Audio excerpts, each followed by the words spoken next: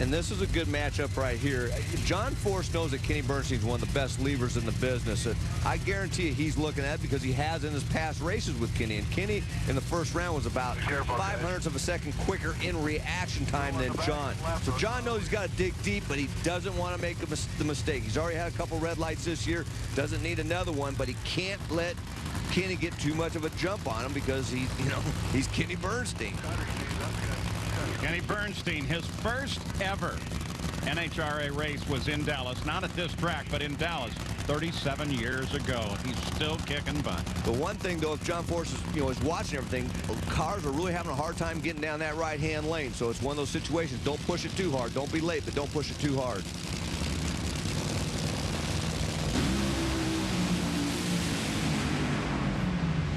Well, John was a little late. And John, big crash.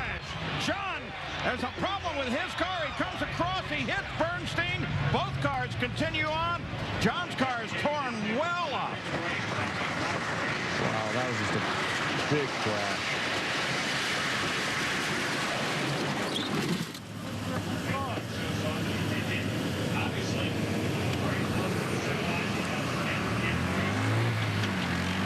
That's frightening. You saw John Force's car comes down here with just the motor, and there is where the seat is, back in behind the wheels. Safety crew is there. His wife watches on from the start line. They're trying to get that car around to where they can get to John and hopefully get him out of that car. Those cars are made to break apart at a hard impact right at the motor plate where it did, but still, that's a hard impact. Something happened in John's car. It went away, broke, came over into the other lane.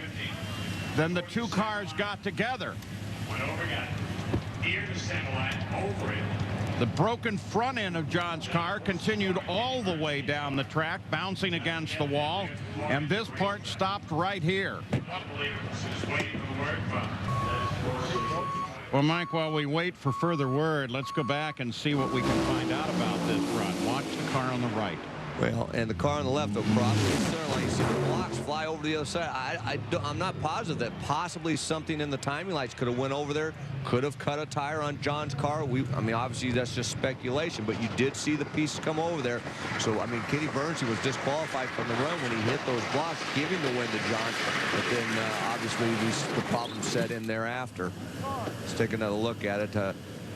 Kenny had the whole shot off of the starting line, had a good run, but look at the thing start moving around. It drifts over. Once you get out of the groove here, it's a wild ride. It's really hard, a handful here at the Texas Motorplex on the other end of that concrete. When it starts slip, when you get it out of the groove, it really gets loose, and you really got to do some driving. Right there, you see the car come over, and wow, that's a looked big like hit. Something started to disintegrate in the right rear of John's car. After I didn't see the block as that critically involved in it, but it may have been, as you said, Mike. Well, I mean, it could possibly have been pieces that went over there and cut the tire. We don't know at this point. Let's take another look at it. I mean, John's got his car pretty much stuck in the groove. It's not moving around too much on the other end. At this point, Kenny's ahead. He can probably see him. I don't know if Kenny was far enough ahead that he probably didn't see him. He wasn't that far ahead. Usually got to be more about a car length out. But then you see the right rear go on the car, and then that just drove the car over into Kenny's lane. And with Kenny Bernstein crossing the center line, John Force, the car stayed in his lane, would come out as the winner of this. But then, of course, the car breaking in half after that disintegration. And John Force, they say, is conscious but has injuries to his lower extremities. So we'll wait until we hear some more definitive and accurate information to see exactly how John Force is after this horrifying accident with Kenny Bernstein. Two great masters of the sport slamming together against the wall in Dallas. The parachutes pulled the car apart. It was already broke, but when the chutes went out, it separated the car. I thought it was impact with the wall. Back in Dallas, we are all still reeling over this accident that involved John Force and Kenny Bernstein. The back end of John's car just disintegrating and then the car breaking in half. Kenny Bernstein in that car right there, as you see, ricocheting off the wall. And right now, Kenny is with Gary Gerald. Kenny, the kind of incident that nobody ever wants to see. Cheryl comes over to join Kenny. What were you aware of in your lane? Everything happened so quickly. Well, what I recall, everything, I was going down there, and I was moving towards the center line. The car just kept moving that way, and I was fighting it hard to bring it back, and then it kind of just stuck right there on that center line to the right of it, just a taste. I may have got across it. I don't really know. Yeah, and I got, thank you, Snake. And about the time I got to the finish line, I lifted and reached up and hit the chutes, and out of the corner of my eye, I saw John's car coming towards me and just collected me. And then everything just went black at that point in the sense of couldn't see. He hit us. My body came up in the air, and I ran through his body and my body, and then the next thing I know, I'm coming out the other side. I see John hit the wall really hard to the right of me, and then I go past him, and I'm trying to, at that particular stage, keep my car under control from hitting the wall too. And then I got under control and just coasted down there and stopped. And then all of a sudden, on my right-hand side, his chassis goes past me and goes off the end of the racetrack, and I don't see anything but the front half of the car. So I realized he's obviously back behind me somewhere. So that's what I recall.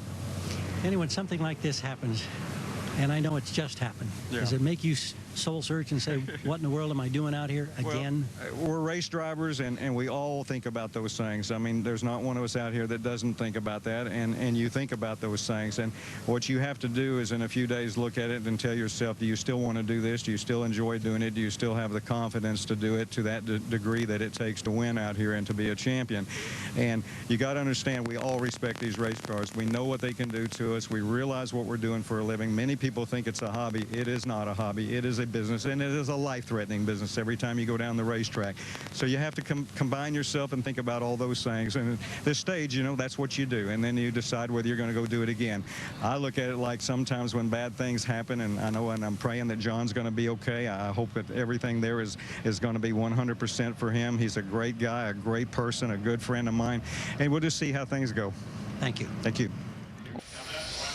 And there you see, as they have him loaded foot forward in the helicopter, and just kind of pushed his foot over against the colling. But the good news is he's moving both of his feet. He is conscious. You saw him. He's given instructions to everybody, including Robert Height, as they loaded him in.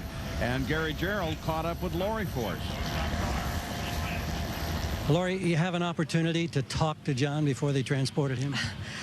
He's in the ambulance and it can't really communicate. He is talking. He's shouting out orders, asking if he won, and so yeah, he's talking.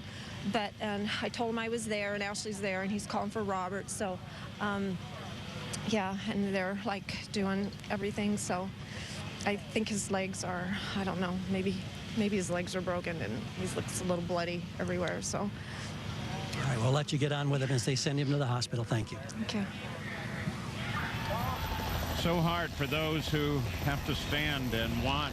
They perhaps understand even more than those who drive the cars how difficult and how dangerous it is. So John Force now being airlifted out of the track here at the Texas Motorplex. And the last word that we had, and we could confirm visually, he's conscious. He's talking with people. He has injuries to his lower extremity, and it's something that truly shocked this crowd here. It shocked everybody. You see something like that, it makes you stop and think of the human frailty and how man can master these 8,000 horsepower machines and beat them time and time again, but every now and then they do get the upper hand.